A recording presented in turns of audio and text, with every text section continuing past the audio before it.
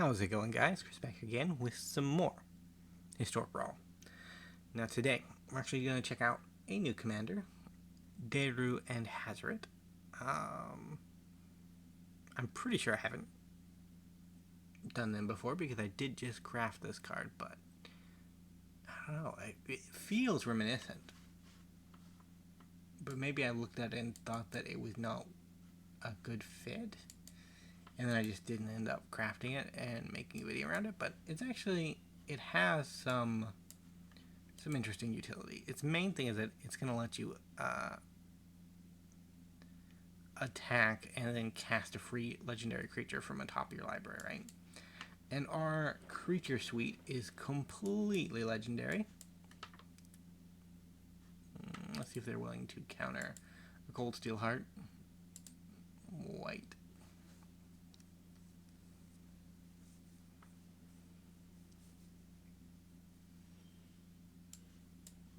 Let's get the Torture Defiance out.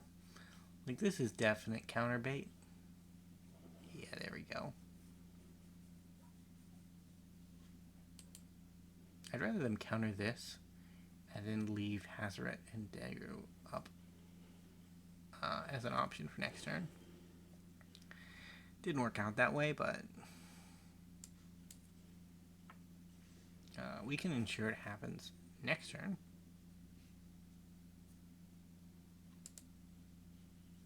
And we can just reanimate Magda. We could have cast it this turn, so we don't really get any benefit from reanimating. But that way, if we draw a land, we don't have to discard it and force ourselves into a tap land situation.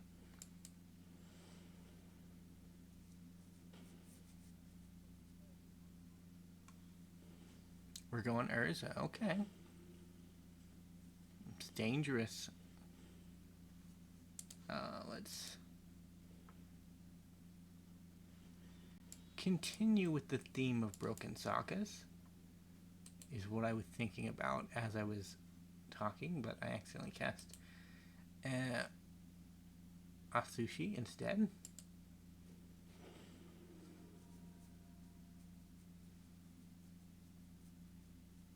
We could have cast Djeru and Hazoret. But if we cast them while we don't have any cards in hand, we get the free haste, which is really, really powerful.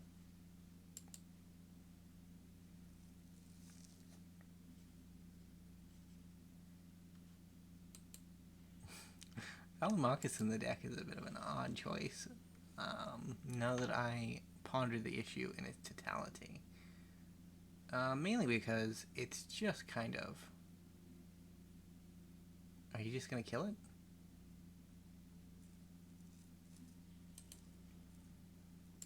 Rude. How much your hand? You exiled a Wandering Emperor. Totally not worth it, man. Or an Eternal Wanderer.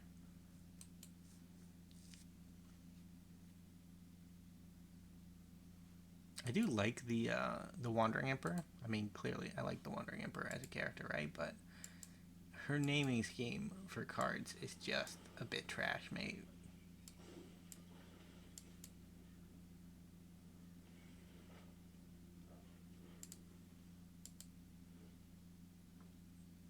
So this way we can use the Wandering Emperor during our opponent's turn to kill a boy.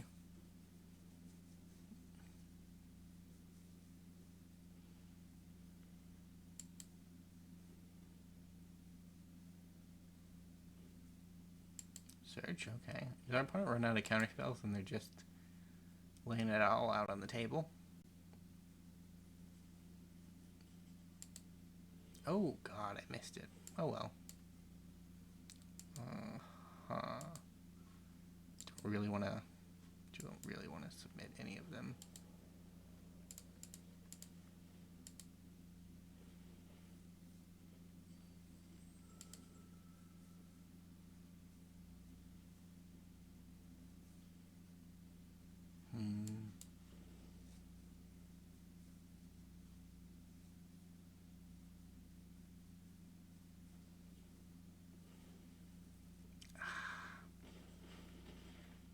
They're rough.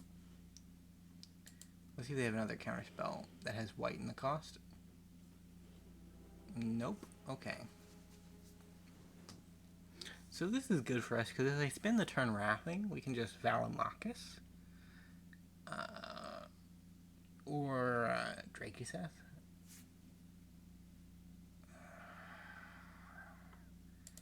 Command, I don't really want to draw it, if I'm being honest.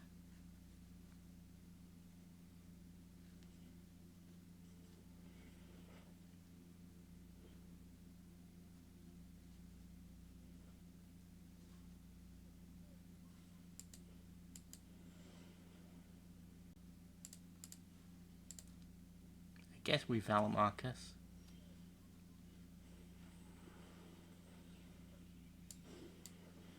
The backside of Kiki-Jiki is terrible in this deck. Nothing, okay.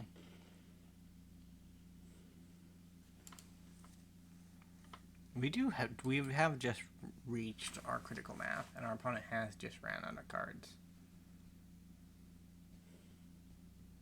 We put it on top, we could have relied on our opponent casting memory, I suppose.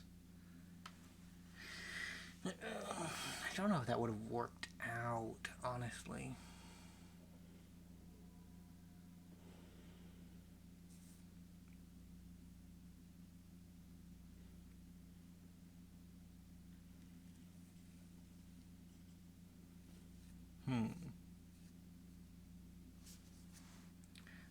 This Etali is an attack trigger.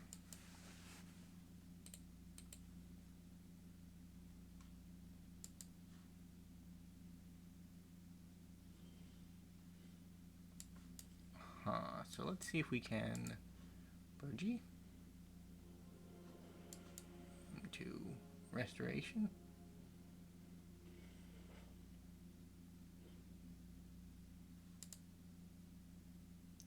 Grab a land. Swing again. Whiff again. Can I actually hit with him, or is he just a good legendary creature? He's not great, mind you, but like he is decent. We can make him bigger too.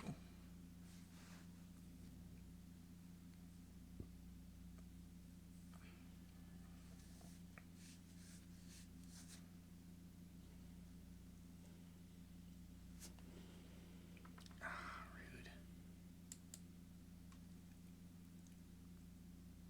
How do we win from here?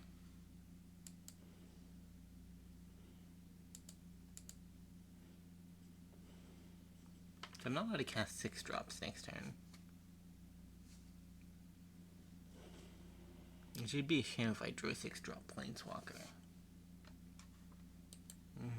So long, Luca.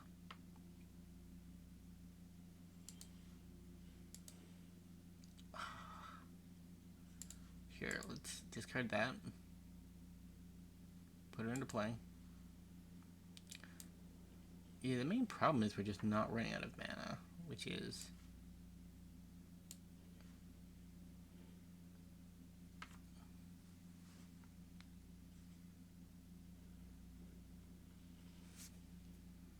Yeah, and I guess we play the doggo version?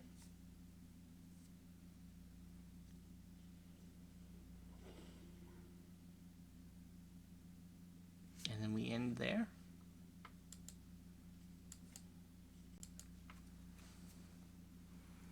We are slowly dying. But we just have to get through 7 points of damage. Like in a red deck, that shouldn't be insanely difficult.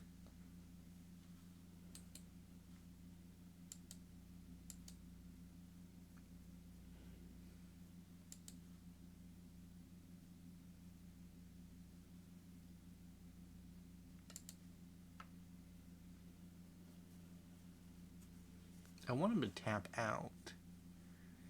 And that... So my ideal opponent's turn would be for them to attack in. We get some profitable blocks. And then they tap out, and then we can portal them, right? Like, that'd be cool. It's a bit iffy, though. They keep up the blue mana like a true blue player. They didn't attack either.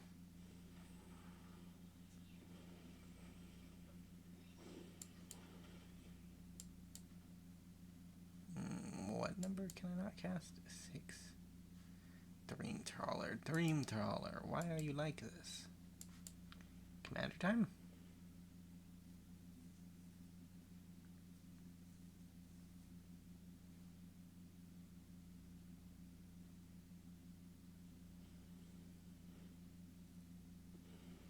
Oh, that's big sad.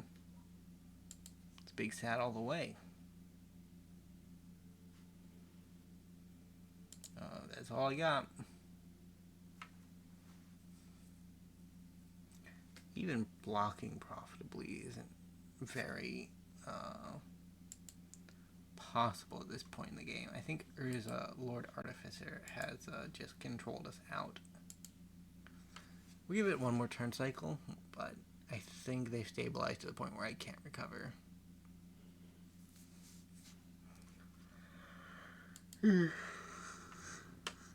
The only way I can think of recovering is if we somehow perform enough actions to force them to tap out and then top deck a Wrath.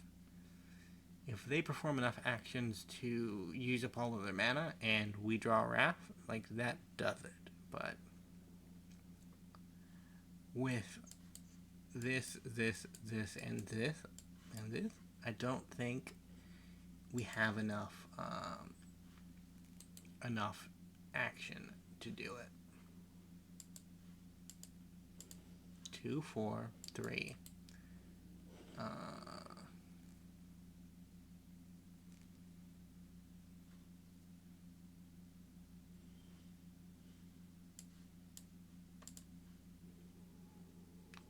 So maybe if we attack in, we'll get some trades.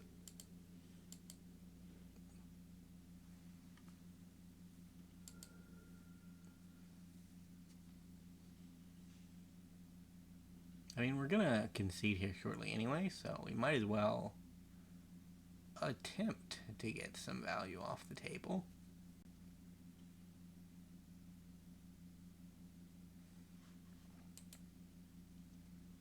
Old Living Breakthrough is a brutal card. It's just a shame that the front half is laughably bad.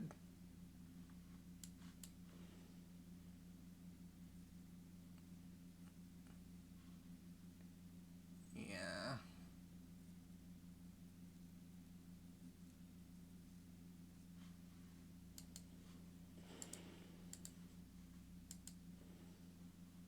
Our plan didn't work. So they used Make Disappear, but they casualtied it, right? Or if they didn't, they could have, and it would have easily just won the game outright. We got one more, so we might be able to make a comeback. Was that our game 1 or our game 2? I feel like that was our game 2.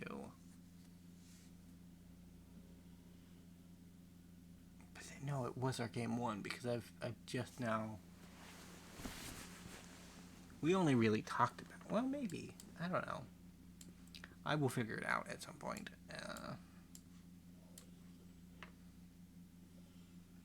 Bacon. I love me some bacon. But 6 mana. Too heavy, unfortunately. I barely have 3, which is necessary to make all of this work.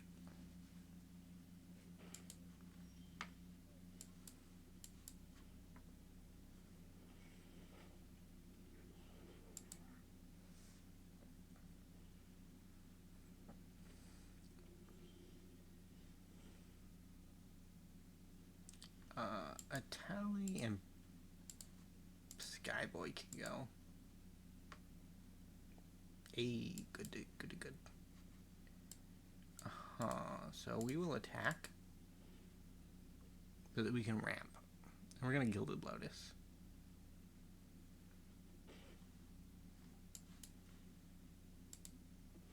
Trade 1 temporary mana for 3 permanent. Pretty good. We want to get our hand as empty as quickly as possible. Our opponent conceded, so we did get a win. And we get to go on to another game, which means even if that was game 2, we will at least get a game 3 in. Today, which is a completely arbitrary number, all things considered. Like, I remember when I first started doing Historic Brawl more regularly, and I wanted to show off a number of matches, but I didn't have a set number at the time, and 3 matches tended to be the median for like 20 minutes. To be fair, I hadn't quite figured out like all of the spiky characteristics yet, so those kind of matches tended to go on for like 20-30 minutes, but at the same time I was doing like Return to Drink like for 4 hours, that kind of thing, so it didn't really matter too much.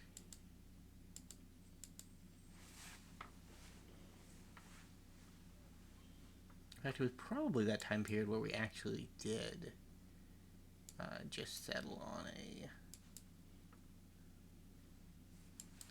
Gonna go Fable of the Mirrorbreaker, because he can get us red mana that can cast the Brotherhood's End, that can wrath away this board.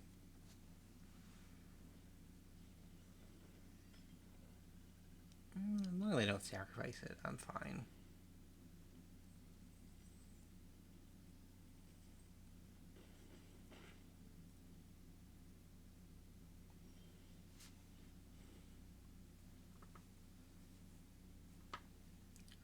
Invasion Tree can go and Elishnorn can go.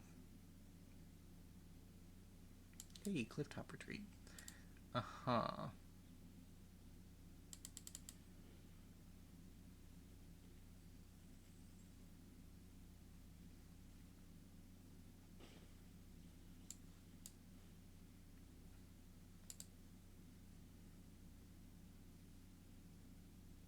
I went with destroying artifacts because losing all of that's way more valuable than whatever I'm doing.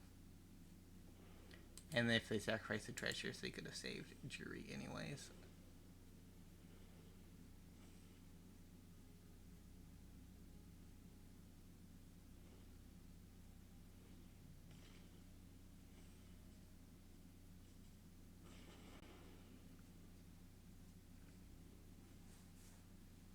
We've made them believe they're safe. Luckily, Wrath of God came along, and that will just deal with the problem. We might be half dead by the time it deals with the problem. 4/5 dead, to be more accurate, I suppose. Yeah, this was just a terrible plan. I should have just Wrathed last turn.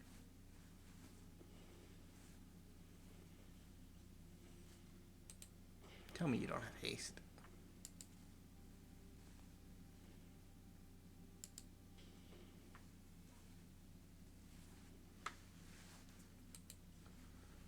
We're going to need to get Gisela down, and we're going to need to have her survive. Our opponent has been running through resources, though, so we might actually have a chance. We might not, too, right? Gisela of the Broken Blade.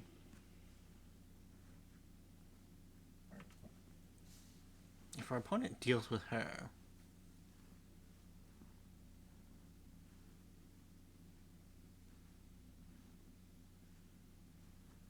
we still survive, because then they wouldn't have put anything into their commander.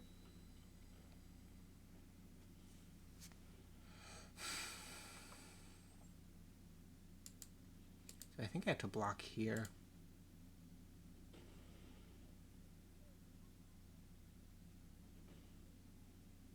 Because if I block here, we would have taken 3 damage. They would have dealt 1 damage. It would have been bad, man.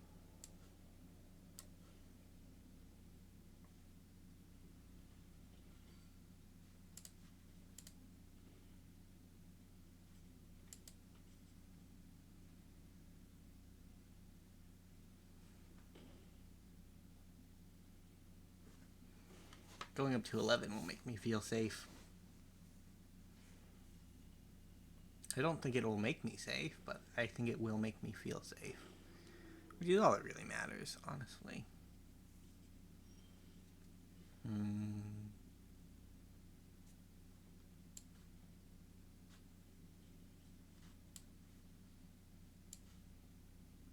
So what I really want to do is get to the Eternal Wanderer.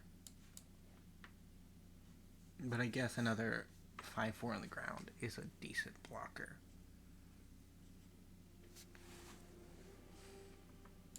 No attack. Gisela can block Atsushi.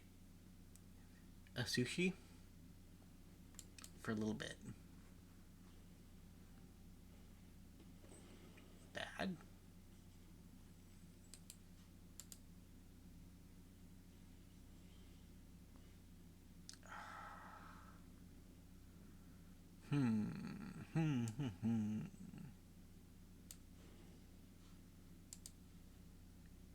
I almost meet the requirement for that, which is weird. Our deck has not been very good at meeting requirements, so we should have attacked with Djeru, but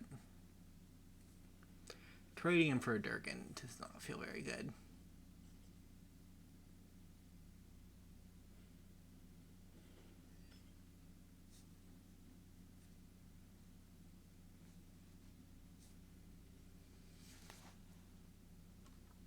I am down to gain 4 life if you're offering opponent. So let's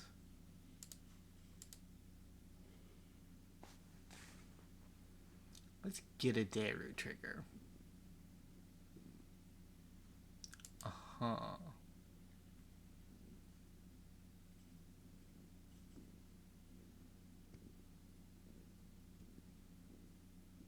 was considering an Hour Revelation as a possible nuke in the hand to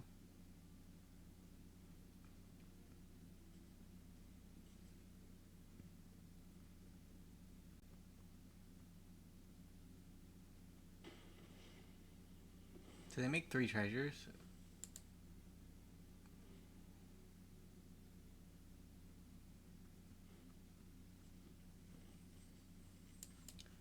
So we're casting this.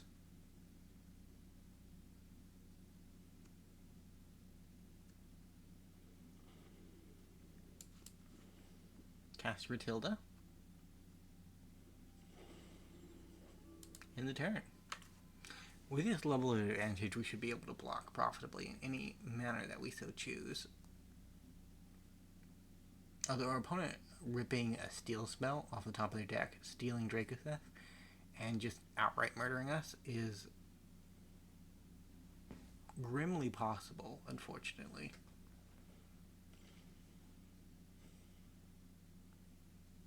Yeah, I think the problem with Djeru in this context is that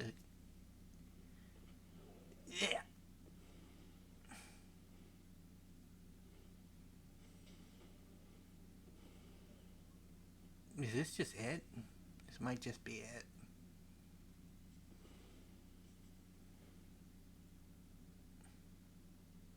Alright, well, they started pointing the damage in the right direction, which is a bad sign. They're trading down in treasures, right?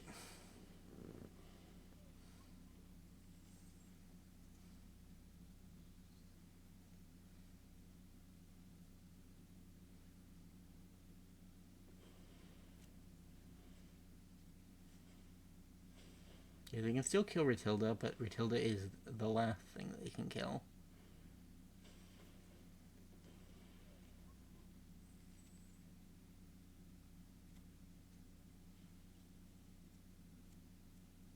I guess they could get Urabrask or Adeline too, but it's just not very practical. Goodbye, Adeline.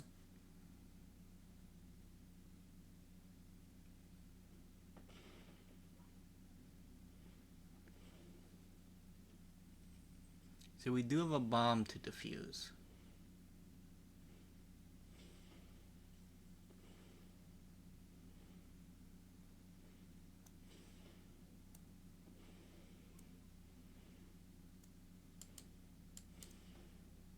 we draw a land, it will be easy to defuse.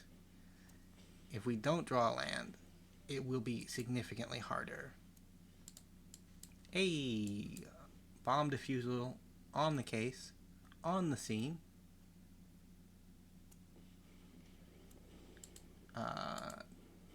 Goodbye, jury.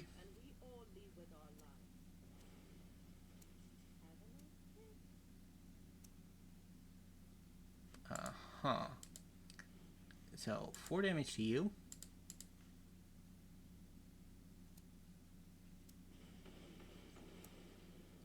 Everything else is gone. And we should be set up to win now. A land was the perfect top deck.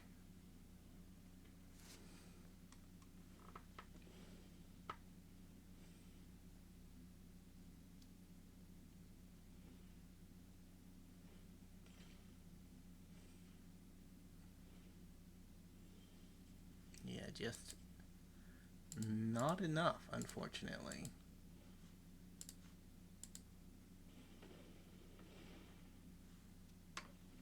Well, those were our Djeru and Hazoret deck games. The one spell we actually ever cast off of Djeru and Hazoret was the one that won us the game. So that's pretty cool. But other than that, if you did enjoy, remember to leave a like, subscribe to the channel, and I will see you in the next episode. Bye for now.